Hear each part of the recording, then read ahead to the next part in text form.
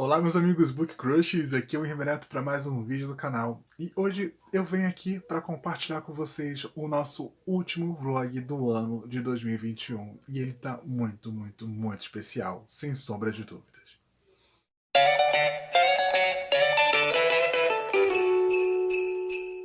Enfim, por ser o nosso último vlog do ano, com toda certeza ele tá refletindo o final do ano, então vocês vão perceber que as minhas leituras são dedicadas a histórias natalinas, vão perceber que os filmes que eu assisti foram filmes de Natal, vão ter as minhas últimas aquisições do Kindle, vai ter um livro que eu acabei abandonando e eu não esperava abandonar nenhum livro nessa reta final do ano. Enfim, tá um vlog super recheado, mas antes de compartilhar com vocês todas essas entradas que eu já gravei, eu gostaria de perguntar se você já deixou o seu gostei aqui embaixo. Gosto sempre de lembrar que deixando o seu gostei no início do vídeo, os algoritmos do YouTube compartilham o conteúdo do canal Book Crush para muito mais pessoas. E lembrando que tem link de compras lá da Amazon aqui embaixo na caixa de informações. Vocês comprando qualquer livro, qualquer produto através dos links de compra e recebem uma pequena comissão. Vocês não estão pagando nada além por isso, além de, claro, estar ajudando bastante ao canal Book Crush. Enfim, deixa seu like, porque em terra de algoritmo, quem tem like é rei. Espero ajudar que vocês curtam esse vlog de hoje e que continuem comigo até o final. Vamos lá? Oi pessoas, como é que vocês estão? Faltam 2 semanas para o Natal. E eu acabei percebendo que esse provavelmente vai ser o nosso último vlog de 2021, então decidi fazer um vlog meio que especial para vocês, como se os 2 últimos já não tivessem sido. E falar sobre leituras e filmes natalinos e algumas resoluções que eu estou fazendo para o próximo ano. E a primeira resolução que eu gostaria de vir aqui fazer com vocês é com relação a uma leitura que eu estava forçando há bastante tempo, e sinceramente não está dando certo comigo. Então eu vou vir aqui e vou falar qual leitura eu decidi abandonar, por assim dizer. Deixa eu só mudar a direção da câmera, porque eu coloquei aqui por conta do cenário, mas eu vou mudar para ficar uma iluminação melhor.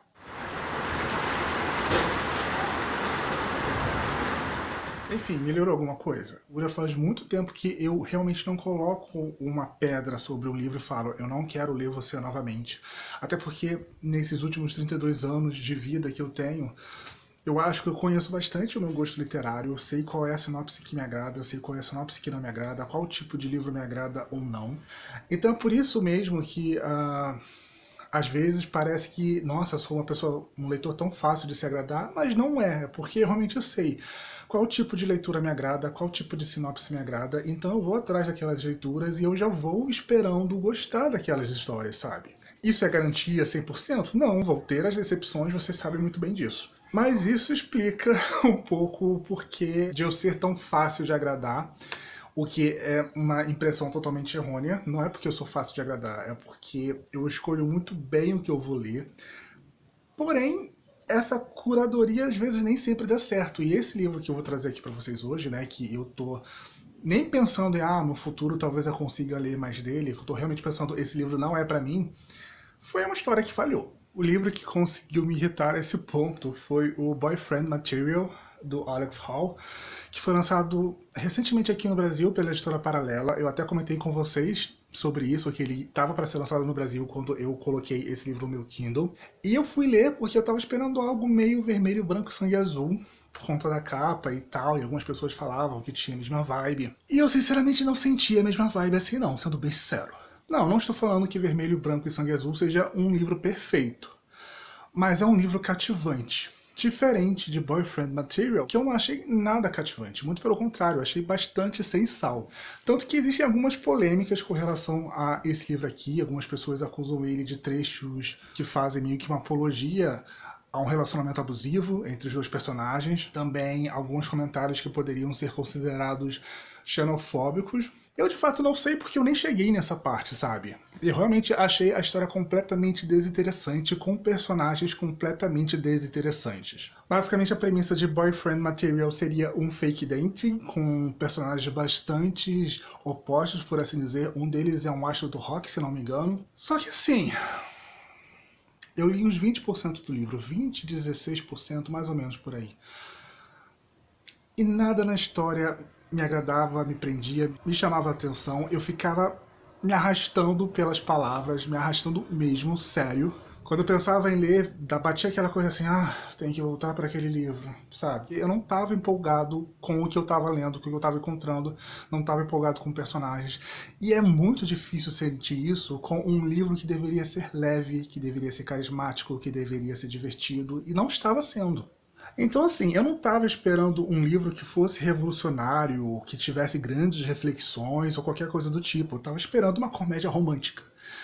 E como comédia romântica, eu estava achando ele terrivelmente chato. Então, assim, faltou sal, faltou açúcar, faltou tempero. Eu sei que muita gente vai gostar, assim como eu sei que muita gente vai odiar também. Só que eu não consegui nem chegar aos polos, porque o livro me deu preguiça. Me deu muita preguiça. E sinceramente isso pra mim chega a ser até pior, sabe? Porque eu não me importei com esse livro de tal maneira que não importa saber o final dele. E, sabe, isso é triste. Isso é muito triste. Mas é isso, assim. Realmente não tenho interesse nenhum em voltar pra essa história. Enfim, primeiro e talvez o único livro que eu vá abandonar nesse ano de 2021. Espero que em 2022 esse tipo de coisa não aconteça, né? Vamos cruzar os dedos.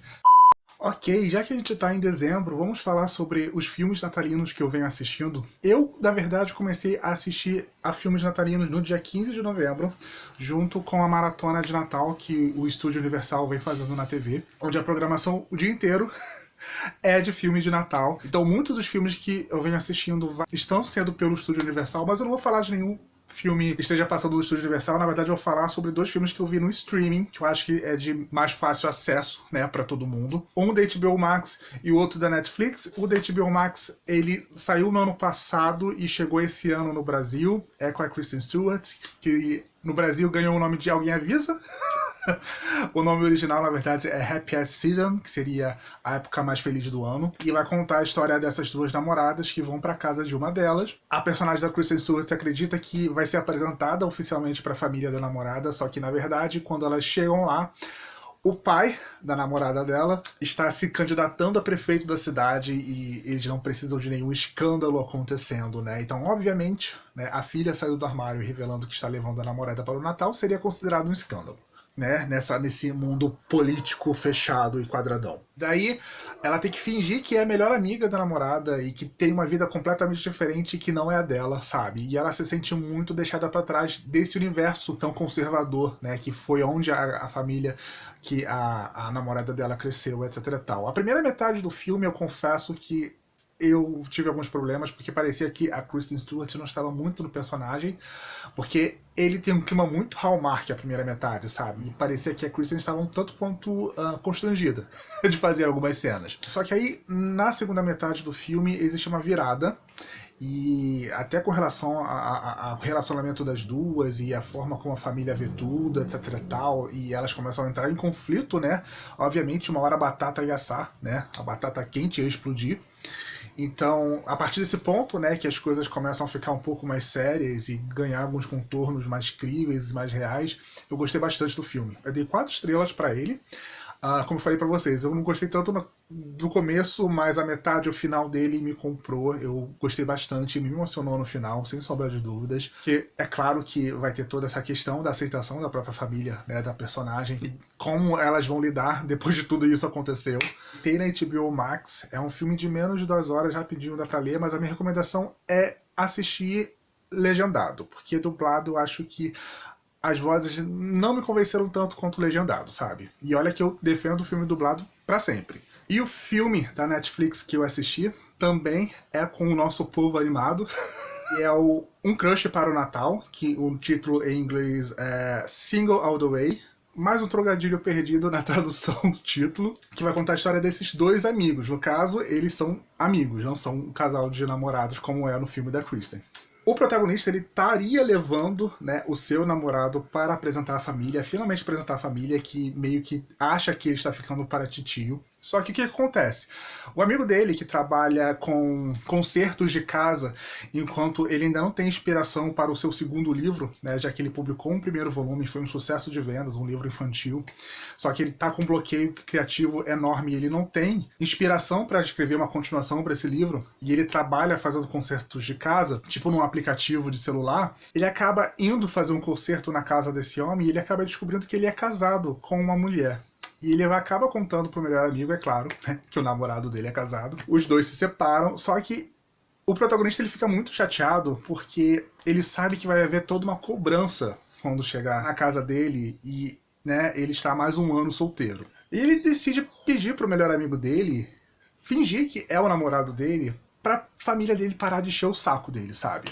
Os dois viajam de Los Angeles para Oregon, se eu não me engano, e chegando lá, né, a mãe do protagonista fala que ele não precisa fingir nem nada do tipo, porque ela arranjou um encontro pra ele, que é com o professor de spinning dela, que também trabalha na estação, né, de esqui. É um cara todo bonitão, todo fortão e tal. Só que aí, o que acontece? A metade da família do protagonista queria que ele saísse, né, que ele namorasse com o melhor amigo dele. E no decorrer do filme a gente já vai descobrindo que o melhor amigo dele de fato é apaixonado por ele. Só que para não estragar a amizade ele fica se retraindo, ele não fala nada, ele não acha que é recíproco. E basicamente essa é a premissa do filme. Esse rapaz saindo com o instrutor, né, que a mãe arrumou pra ele, que tecnicamente seria o cara perfeito, enquanto, né, metade da família tá tentando fazer com que ele olhe para o melhor amigo, porque o melhor amigo de fato gosta dele. Enfim, é um filme bem fofinho, bem natalino, sem sombra de dúvidas. Ele não é pretensioso, muito pelo contrário. Eu me diverti bastante com esse filme. Eu cheguei a me emocionar com o final dele, não vou negar, mas pode ser porque o meu emocional tá todo desregulado também. Mas enfim, eu achei muito, muito, muito adorável. Assim, acontece o que todo mundo acha que vai acontecer, então não tem nenhum spoiler. Mas enfim, eu me diverti muito, do começo ao fim desse filme. E assim, eu adorei a trilha sonora de Natal que ele tem. No final toca uma música que eles fizeram de fato pro filme, e a música ela é super divertida. Eu até procurei na Netflix, mas infelizmente ainda não tem nenhum tipo álbum do filme e tal, porque tem duas músicas que são exclusivas do filme e não tem nenhum lugar para escutar, porque eu curti bastante. Mas basicamente foram esses dois filmes que eu assisti. Eu vou ver o terceiro filme da Vanessa Hudgens. Tô tentando tomar coragem, na verdade, porque o segundo foi aquela coisa. Eu contei pra vocês no ano passado como foi a minha experiência com o segundo filme dessa série. Então eu tô com medo do terceiro filme, não vou negar. Mas até o momento foram esses dois filmes e eu queria vir aqui compartilhar com vocês essas dicas. Gente, são 2 horas da manhã nesse exato momento do final de semana. E eu precisei parar o que eu estava fazendo, que no caso seria ir deitar e dormir, para ligar a câmera e fazer essa entrada, porque eu acabei uma leitura natalina aqui no meu Kindle e eu tô completamente apaixonado por essa novela. É uma história da Talia Hibbert, a mesma autora de Acorde para a Vida, Chloe Brown, que eu li no começo desse ano de 2021 e eu me apaixonei por completo. Quando eu vi que ela tinha essa história de Natal, eu quis ler o mais rápido possível e quando eu li, eu pensei: ok, Talia Hibbert já tem o meu coração e muito provavelmente vai se tornar uma das minhas autoras favoritas. A história que eu li da Talia Hibbert foi Wrapped Up in You. E sim, ela é uma história de Natal, ela se passa no Reino Unido, assim como Acorda para a Vida, Chloe Brown. E nós vamos ter esses dois melhores amigos de infância, que é a Abigail e o William. A Abigail, que veio de uma família muito grande, ela acabou de sair de um relacionamento muito complicado. Faz 2 anos que ela se separou. A gente percebe que o casamento dela foi um tanto quanto problemático e acabou deixando sequelas muito fortes na personalidade da Abigail, quiçá a ansiedade que ela está desenvolvendo. Ela trabalha com administração escolar, uma vida completamente pacata. Só que ela tem algo que não é tão pacato assim, que é o melhor amigo de infância, o William. E o William é simplesmente uma das maiores estrelas de Hollywood no momento. Ele participa de uma franquia de heróis, ele é considerado um dos caras mais bonitos do mundo, ele é super simpático. Enfim, o William é meio que a versão britânica do Chris Evans, sendo bem específico. E a própria Talia Hibbert dá assim umas dicas, né, na construção do personagem, que a gente acaba percebendo que esse livro meio que funciona como uma fanfic de Chris Evans também. E o William está voltando para a Inglaterra, ele está dando uma pausa na sua carreira.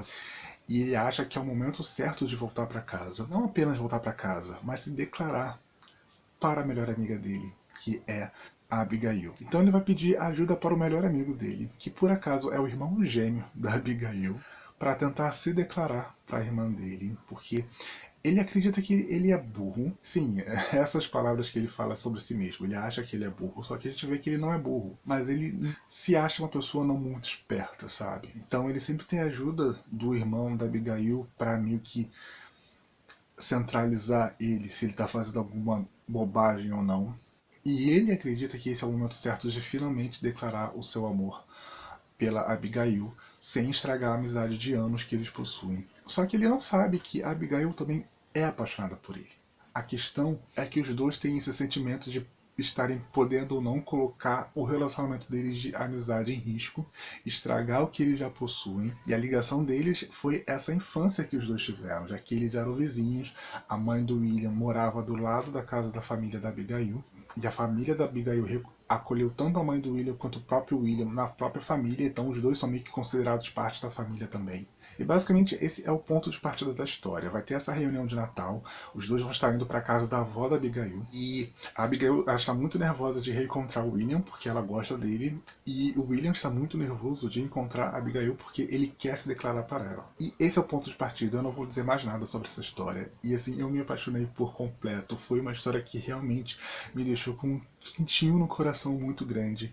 Eu me emocionei em vários momentos, porque assim, existe uma química muito grande entre esse casal, e você quer ver os dois juntos, você quer que dê certo pra eles, sabe? Talia Hibbert, ela sabe construir um casal muito bom, sabe? Porque as mocinhas, elas têm esses problemas, ela trata esses problemas de forma muito sensata, muito centrada, muito correta, mas não deixa as personagens serem chatas, sabe? Muito pelo contrário.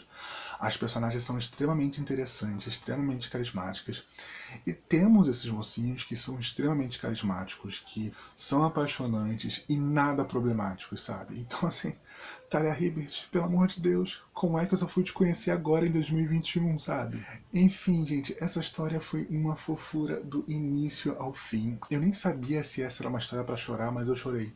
Vários momentos eu chorei, porque eu fiquei tão emocionado com o relacionamento dos dois, com a família da Abigail, com essa construção que eles têm, sabe? Com a vida que eles tiveram. Enfim, foi maravilhoso de uma forma assim que me acolheu e me deixou num clima natalino incrível. Enfim, gente, Wrap Up in You só me fez me apaixonar ainda mais pela Talia Hibbert, e sem sombra de dúvidas foi uma das autoras que eu mais fiquei feliz em conhecer nesse ano de 2021. Bom dia, pessoas! Acordei renovado depois da minha leitura do livro da Talia Hibbert, aquela história de Natal totalmente adorável. Então vamos fazer mais uma entrada aqui para esse nosso último vlog com os últimos e-books que chegaram aqui no meu Kindle.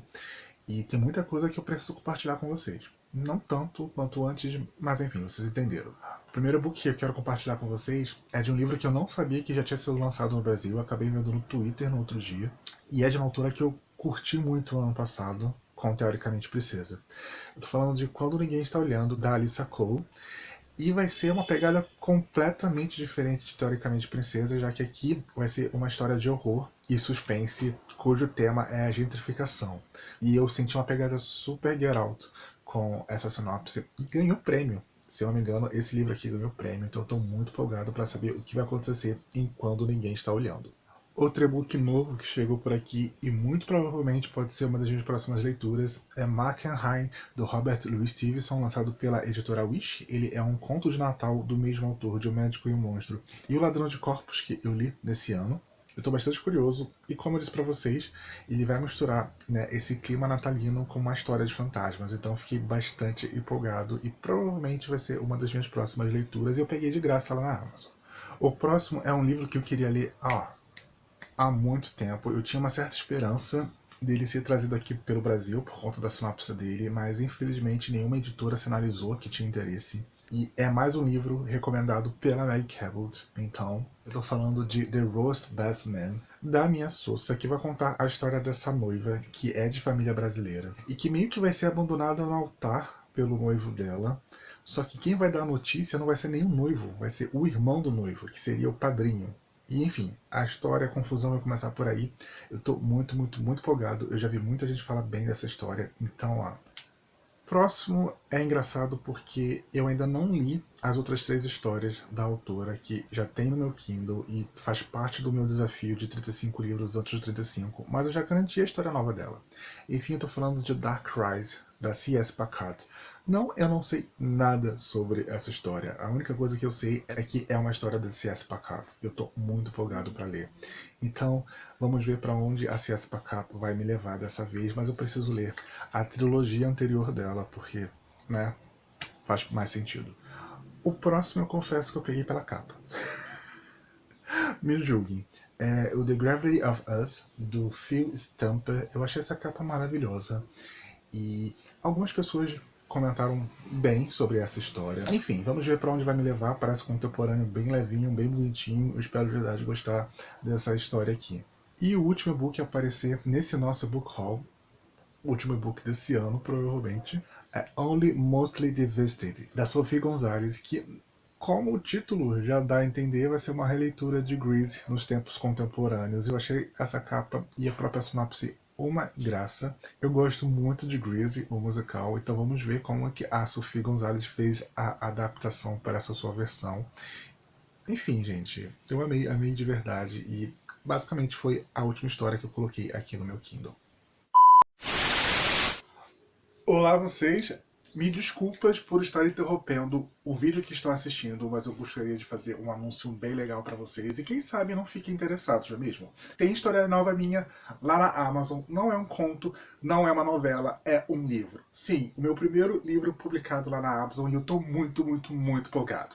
Para quem não sabe, eu lancei Melodia Imperfeita no dia 1º de novembro desse ano de 2021 e ele vai contar a história do Danilo Costa, um millennial de quase 30 anos que não está no seu melhor momento da vida, por assim dizer, até que a sua dupla favorita de todos os tempos vai fazer uma turnê de reunião e ele acredita que isso talvez, quem sabe, vai ser a solução para todos os seus problemas. Será que vai ser mesmo? Enfim, essa é uma história super especial pra mim e eu tô muito feliz de poder compartilhar ela com todo mundo. Se ficou interessado nesse livro cheio de músicas e reflexões e também uma homenagem aos anos 2000, ele tem disponível para comprar lá na Amazon e também para empréstimos através do Kindle Unlimited. Enfim, espero de verdade que vocês gostem muito do Danilo, que gostem muito dessa história e que também se tornem fãs de Johnny e Lia. Olá, aqui estamos nós para mais uma entrada. E agora de tarde eu resolvi ler 3 histórias presentes aqui no meu livro do Charles Dickens, Um Cântico de Natal e Outras Histórias. Eu já tinha lido o Cântico de Natal, então eu resolvi ler as 3 primeiras histórias que tem presente no livro e deixar as outras para o ano que vem. Enfim, as histórias que eu li nesse ano, desse volume aqui, que foi publicado pela Martin Paré, foi Festas de Natal, A História dos Doentes que Raptaram um Coveiro e um episódio de Natal de O Relógio do Sr. Humphrey. Festas de Natal dá abertura para esse livro antológico, por assim dizer, né? E basicamente vai ser uma crônica de Charles Dickens acompanhando uma família na véspera de Natal.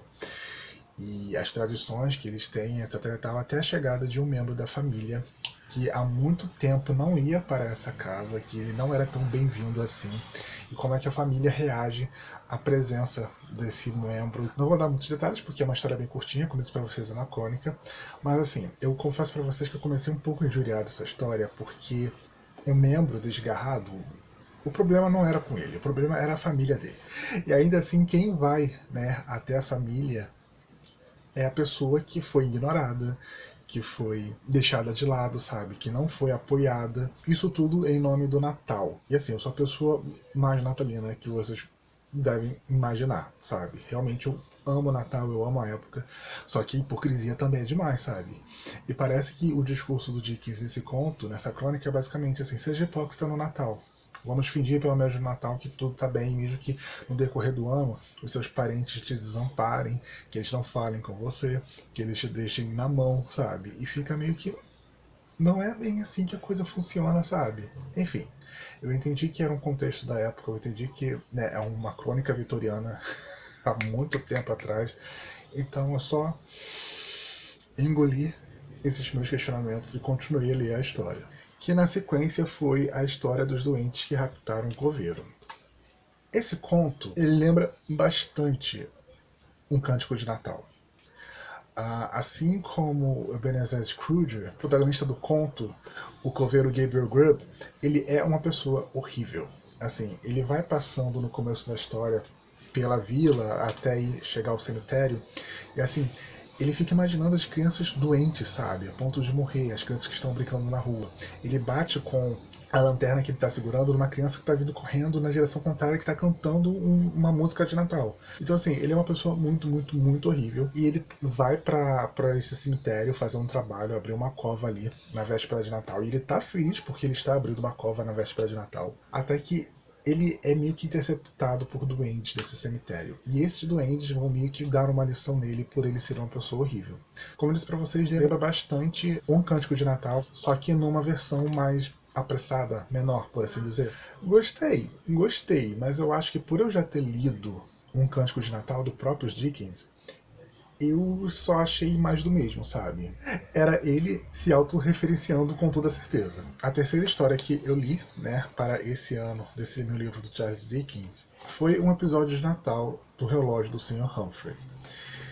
E assim, esse conto, essa história começa muito boa. Basicamente vai ser sobre esse homem, o Sr. Humphrey, que é muito solitário, mas que ele ainda assim é muito feliz. E ele tá feliz porque é Natal, ele tá observando as pessoas felizes no Natal, etc e tal, até que ele entra num restaurante e encontra esse homem que é um pouco mais novo do que ele. Também parece estar completamente solitário e também parece estar desolado, sabe, por estar passando o Natal sozinho. Ele vai começar a observar esse homem, né, e a solidão dos dois vai acabar se conectando, e não apenas isso. Como eu disse pra vocês, eu comecei gostando bastante desse conto. A única questão é que ele parece ser um episódio de uma outra história maior, sabe? E isso fica muito claro no final do conto, porque no final do conto o Charles Dickens insere meio que um mistério ali com relação a esse homem, e esse mistério não é explicado, porque, como diz o nome do conto, ele vai ser um episódio de Natal de O Relógio do Sr. Humphrey. Então, O Relógio do Sr. Humphrey é uma história maior, e a gente acaba pegando esse excerto da história, que é um especial de Natal, por assim dizer, e que com certeza deve ter publicado em formato de folhetim na época. Afinal, o Dickens ele publicava suas histórias em jornais em formato de folhetim, e inseriu nesse livro aqui. E eu fiquei perguntando assim, tá, ok, a gente acaba não sabendo o final da história e só conhecendo o especial de Natal. Faz sentido? Não faz. Eu acho que eu deveria ter lido a novela, a outra novela que tem nesse livro aqui. Eu acho que eu teria ficado muito mais satisfeito e deixado os contos para o ano que vem, né? Mas não foi o que eu fiz, né? Vou dar uma pausa, vou fazer outras coisas e logo volto com a próxima entrada desse vlog. Gente, vocês possuem também umas manias natalinas bem bizarras? Por que eu tô falando isso? Como vocês estão vendo, são alguns marcadores de livros de Natal que eu tenho aqui, estavam aqui do meu lado. Só que assim, eu não separei esses marcadores para usar, né, no decorrer desse mês de dezembro. Na verdade, eu fui pegando um, fui pegando outro, fui colocando num livro. Aí eu fui guardar agora o meu livro de Charles Dickens, né? E eu fui tirar o marcador e colocar junto. E quando eu vi, eu tava essa pilha de marcadores de Natal. E assim, eu não tinha percebido que eu tava pegando só marcador de Natal para marcar os livros, sabe? Enfim, sou uma pessoa estranha. Vocês já devem ter percebido isso há alguns vlogs atrás. Mas ok. Minha próxima leitura provavelmente vai ser o Markheim, do Robert Louis Stevenson. É um conto que foi disponibilizado pela editora Wish. Eu só sei que é uma história de Natal com fantasmas, é a única coisa que eu sei desse conto. E eu gosto das traduções da Regina Bernaski. Então eu espero ler rápido, são só 20 páginas. Assim que eu terminar, eu volto aqui e compartilho com vocês o que eu achei desse conto Markheim, do Robert Louis Stevenson. Ok, eu terminei Markheim, do Robert Louis Stevenson. E deixa eu dizer pra vocês, eu já tinha lido O Médico e o Monstro, já tinha lido O Ladrão de Corpos no começo desse ano, mas definitivamente a minha melhor leitura do Robert Louis Stevenson foi Markheim. Eu tô tentando pensar aqui em uma forma de explicar pra vocês a sinopse desse conto, que é um conto de Natal, mas não é apenas um conto de Natal, e eu tô tentando assim, desesperadamente, porque a minha cabeça explodiu com essa história. O que eu posso dizer é que eu não estava esperando o caminho que o autor tomou com essa narrativa, sem sombra de dúvidas. Aqui nós vamos conhecer o Markheim, o personagem que dá título ao conto, que está indo em uma loja no dia do Natal, de uma forma meio furtiva. A gente percebe que ele tem uma relação já antiga com o vendedor dessa loja, com o proprietário da loja. E é uma relação meio tensa. E parece que eles meio que contrabandeiam coisas. Só que acontece algo no meio dessa transação no dia do Natal. E é a partir desse ponto que a história do conto vai começar. Enfim, eu disse pra vocês antes que essa era uma história de Natal com fantasmas, não é mesmo? Então, eu diria que é mais com aparições. Antes dessa aparição, dessa criatura sobrenatural surgir, propriamente na história, o Mark Hine, ele vai lidar com os fantasmas das consequências da ação que ele acabou tomando, sabe? E assim, foi genial. Essa parte do conto é genial, sabe? A parte em que ele começa a vislumbrar todas as consequências daquilo que ele fez e o que levou ele a fazer aquilo, sabe? E todo o medo, todo o desespero. Sério, eu lia tudo aquilo sem palavras mesmo. Mas aí surge essa criatura sobrenatural que dá uma volta de 180 graus na história, oferecendo um acordo para o Markheim. E a partir desse ponto, assim, o autor leva a história para outro ponto, sabe? Enfim, foi incrível, foi uma história incrível, sabe? É um conto de 20 páginas, mas eu achei a minha melhor experiência com o autor. Eu achei genial, de verdade. Eu dei 5 estrelas para Markheim. É maravilhoso. O trabalho de tradução desse conto também tá incrível, super primoroso, super fluido, super bem contado. Sério, gente, leia o Markheim. É uma história que tá disponível gratuitamente. Sério. Eu não tenho palavras para descrever. Bom dia, pessoas! Aqui estamos nós na nossa última entrada desse nosso último vlog de 2021. E assim, eu ia fazer 2 entradas diferentes, porque eu terminei minha última leitura, mas eu achei melhor fazer de uma vez, falar um pouco sobre como foram as minhas metas desse ano de 2021, e depois eu entro na minha última leitura desse ano, que eu passo a régua. As minhas leituras novas desse ano, né? Acho melhor assim. Ok, vamos passar para um breve resumo do nosso ano literário em números. A minha meta do Goodreads de leitura era de 50 livros no ano de 2021 e eu consegui ler 75. Palmas para mim. Eu ainda preciso atualizar bastante as minhas leituras lá no Goodreads mesmo, porque eu acho que no Goodreads eu estou bem atrasado na marcação. Dessas 50 leituras, 8 se tornaram favoritas e vai aparecer aqui no canal no dia de Natal com o especial de livros favoritos. Terminei 8 séries, também já está disponível um vídeo aqui no canal de final do ano. Decepções foram 4, mas essas decepções é engraçado porque foram 3 estrelas. Foram decepções por conta da expectativa que eu tinha com relação ao livro, não por ter achado o livro ruim. Mais um foi um livro que eu acabei abandonando. No desafio de 12 livros para 2021, eu li 5 dos 12, o que foi uma vitória. Também já tem vídeo aqui no canal, junto com as minhas escolhas para o ano de 2022. Para o ano de 2022, eu já escolhi os 12 livros, como eu falei. Vou começar o meu projeto de 35 livros antes dos 35. Também já tem vídeo aqui no canal. A minha meta para o ano de 2022 no Goodreads vai continuar sendo 50 livros. Se eu ler mais do que isso, ótimo. Se eu ler menos, vida que segue. Mas basicamente é isso. Vamos falar agora sobre a minha última leitura desse ano de 2022, que eu acho que poderia ter sido melhor. Por quê? Porque é um livro de uma autora que eu gosto muito. É um livro que eu queria ler há muito tempo, desde que ele foi lançado aqui no Brasil. Então, ó, põe tempo nisso. Só que foi um livro que teve problemas pra mim.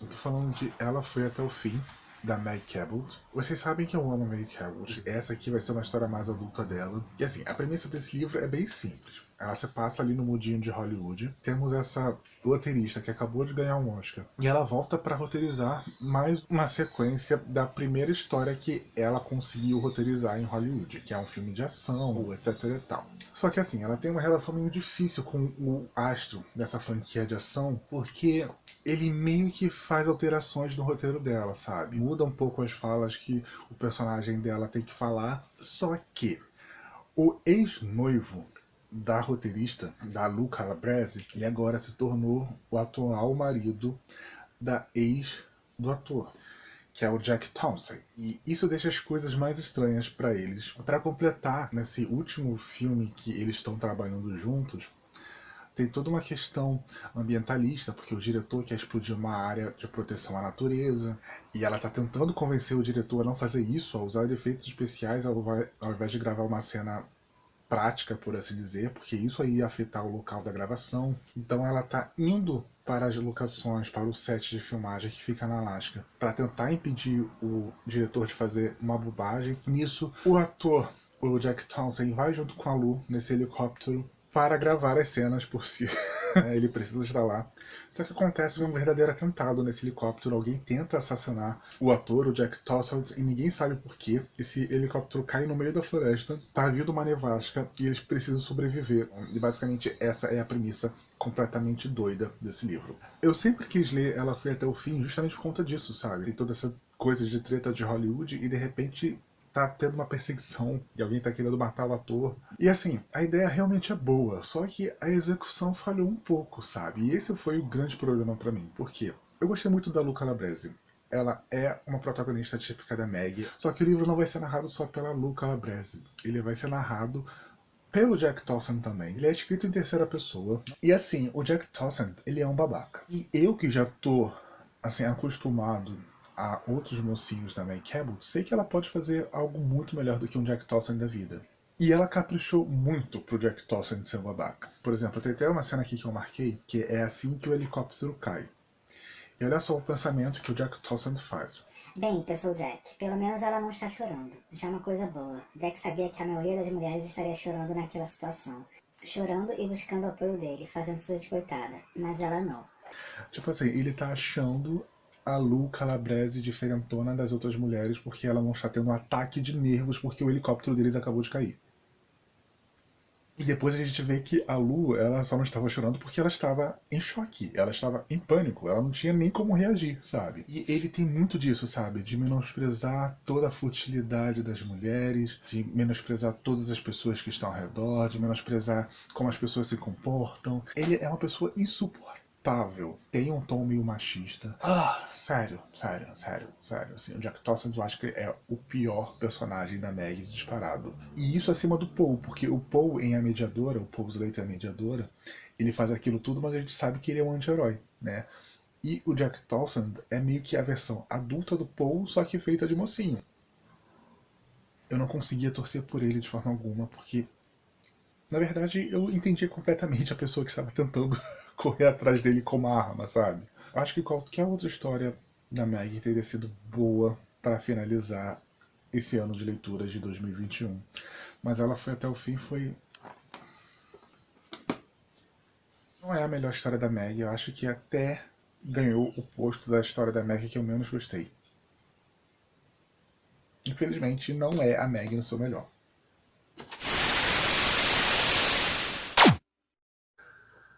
Ok, pessoal, esse foi o nosso último vlog do ano de 2021. Espero de verdade que vocês tenham gostado. E se gostaram, clique aqui embaixo gostei, compartilhe as suas redes sociais, deixe os algoritmos do YouTube saberem que vocês aprovaram o conteúdo apresentado aqui no canal Book Crushes. Se ainda não são inscritos no canal, sejam muito bem-vindos e se tornem Book Crusher. Ative o sininho para estar sempre sabendo quando tem de novo por aqui. Lembrando que eu também estou no Instagram e no Twitter. Para quem quiser me seguir, os links vão estar aqui embaixo na caixa de informações junto com o meu perfil para o Goodreads, além do link de compra já da Amazon. Vocês comprando qualquer livro, qualquer produto através dos links de compra e receba uma pequena comissão e vocês não estão pagando nada além por isso, além de, é claro, estar ajudando bastante ao canal Crushes. Enfim, quais são as recomendações natalinas que vocês têm para mim? Podem deixar aqui embaixo nos comentários, vamos conversar. Você sabe conversar com vocês é a melhor parte do vídeo para mim, pois aqui foi Ribeneto para mais um vídeo super especial do canal Book Crushes. Tchau e até o nosso próximo encontro.